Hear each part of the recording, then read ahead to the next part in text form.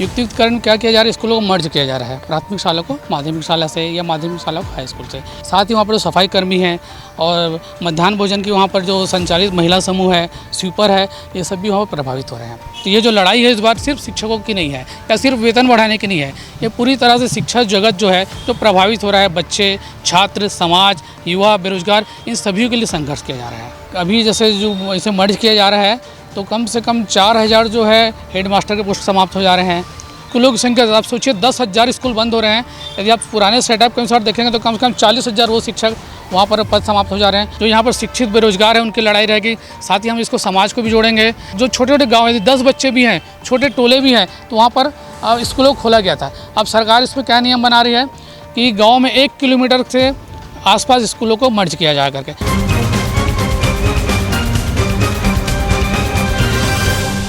छत्तीसगढ़ सरकार ने शिक्षा विभाग में युक्तियुक्तकरण अब जो है उसका आदेश जारी कर दिया है और उसका आदेश से शिक्षकों पर क्या प्रभाव पड़ेगा, तमाम चीज़ को जानने के लिए मेरे साथ जितेंद्र मिश्रा जी हैं।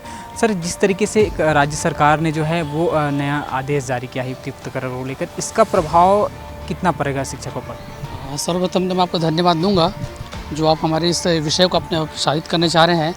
देखिए, अभी जो युक्तियुक्तकरण का जो नया नियम जो बन रहा है, इससे हम खाली शिक्षक या छात्र प्रभावित नहीं हो रहे हैं, बल्कि पूरा शिक्षा जगत, जो छत्तीसगढ़ शिक्षक जो जगत है वो प्रभावित हो रहा है।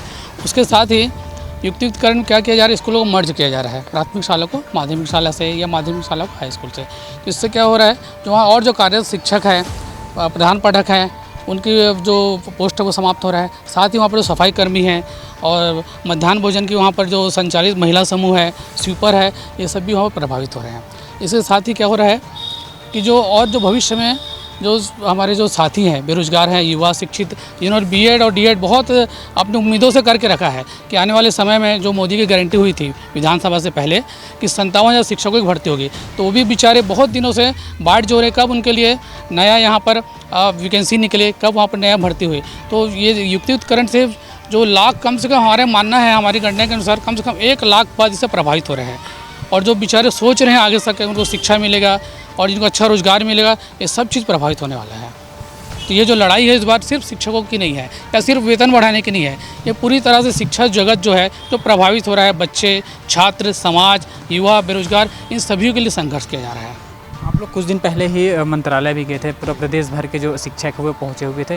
क्या किसी तरह इस मामले को लेकर अधिकारियों से बात हुई, शिक्षा विभाग से जुड़े? सर, पूरी तरह बात तो नहीं हो पाई है। जो पिछले विधानसभा के पहले जो 7-8 महीने पहले या 1 साल पहले चुनाव के पहले इस समय और ये प्रक्रिया चालू हुई थी, तो उस समय हम लोगों ने इसका विरोध किया था। मुख्यमंत्री से मिलने से सचिव वार्ता तक की हुई थी, लेकिन उसके बाद क्या हुआ, उस समय तो उसको टाल दिया गया और उसके बाद फिर अभी अचानक कुछ दिनों पहले फिर अचानक से इसको चालू किया जा रहा है। जबकि इतना इसका विरोध हो रहा है तो एक बार वार्ता होनी चाहिए, चर्चा होनी चाहिए। लेकिन ये शासन जो वहाँ पर बैठे हुए जो हमारे शिक्षा विभाग के जो ऊपर के जो बैठे अधिकारी हैं, ये उनके मान के चलिए हठधर्मिता है या जिद है जो इसको चालू किया जा रहा है। ये लागू हो जाता है तो प्रदेश पे इसका सीधा कितना असर पड़ेगा? क्योंकि लगभग 10,000 से अधिक जो स्कूल हैं लगभग बंद हो चुके हैं, है ना? क्योंकि अब जिस तरीके से लोग कह रहे हैं कि बहुत सारी वैकेंसी भी आनी थी, बहुत सारे लोग इसका तैयारी कर रहे थे, बहुत सारे छात्र हैं जो डीएड बीएड कर चुके हैं और एक वैकेंसी का जो है आस सरकार से है। तो क्या लगता है इस नियम के लागू होने के बाद वैकेंसी पर कितना प्रभाव पड़ेगा? हमारे अनुसार तो सर कम से कम 1 लाख पोस्ट इससे प्रभावित होंगे। जो अभी जैसे जो इसे मर्ज किया जा रहा है तो कम से कम 4000 जो है हेडमास्टर के पोस्ट समाप्त हो जा रहे हैं। उसके अलावा जो और जो शिक्षक के पद जो बनने वाले वो समाप्त हो जा रहे हैं। और स्कूलों की संख्या आप सोचिए 10,000 स्कूल बंद हो रहे हैं। यदि आप पुराने सेटअप के अनुसार देखेंगे तो कम से कम 40,000 वो शिक्षक वहाँ पर पद समाप्त हो जा रहे हैं। हर साल प्रति वर्ष 3 से 4,000 रिटायरमेंट जो हो रहे हैं उनके पद समाप्त हो जा रहे हैं। इस प्रकार से बहुत बड़ा प्रभाव पूरे शिक्षा जगत में युवाओं के साथ, बेरोजगारों के साथ ये होने जा रहा है।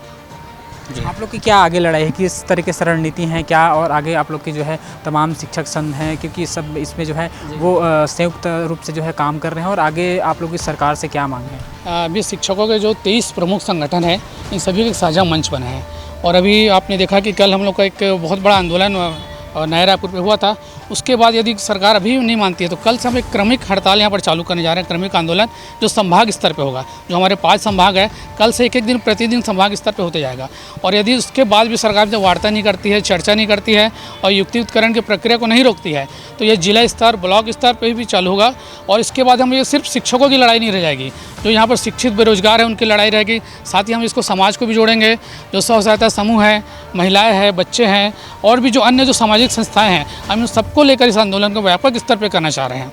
और सरकार यदि नहीं मानती है तो एक जन आंदोलन के रूप में पूरी छत्तीसगढ़ पर हम प्रभावित करेंगे।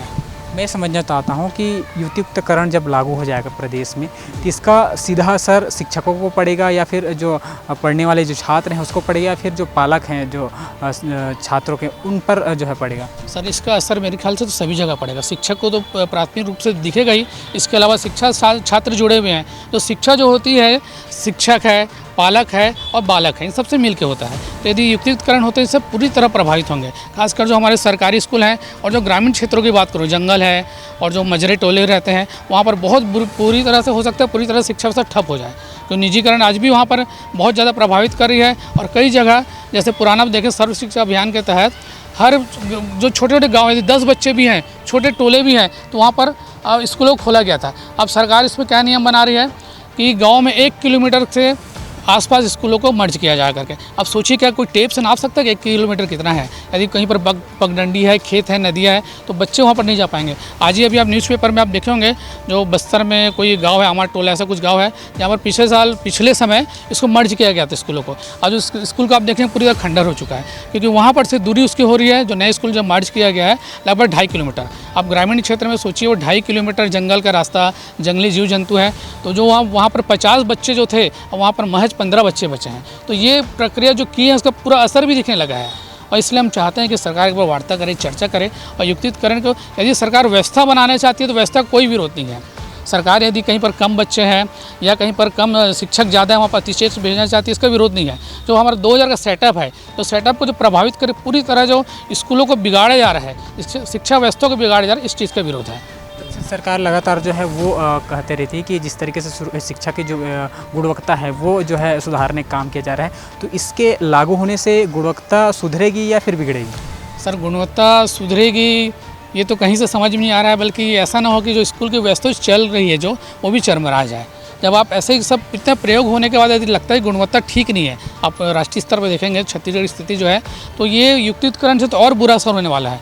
बल्कि आप इसको गुणवत्ता बनाना है तो और शिक्षकों की संख्या बढ़ाई। हमारा तो ये मांग है कि यदि एक स्कूल में यदि 5 कक्षा है तो कम से कम 5 टीचर और एक प्रधान पाठक होना चाहिए।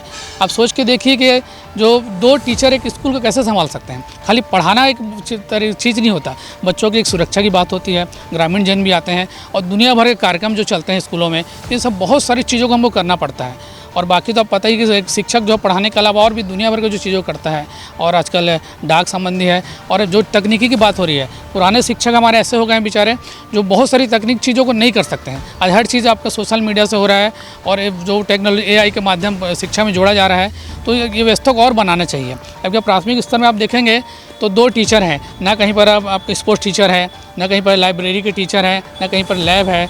तो आप इन सब चीज़ों को आपको और सुधारने से गुणवत्ता बनेगी कि आप शिक्षा स्कूलों को बंद करने से गुणवत्ता बनेगी? ये तो साधारण सी बात है। इसको शायद हमारे अधिकारी या तो सुनना नहीं चाह रहे हैं या जान समझ कर भी इस चीज़ों को टालना चाह रहे हैं।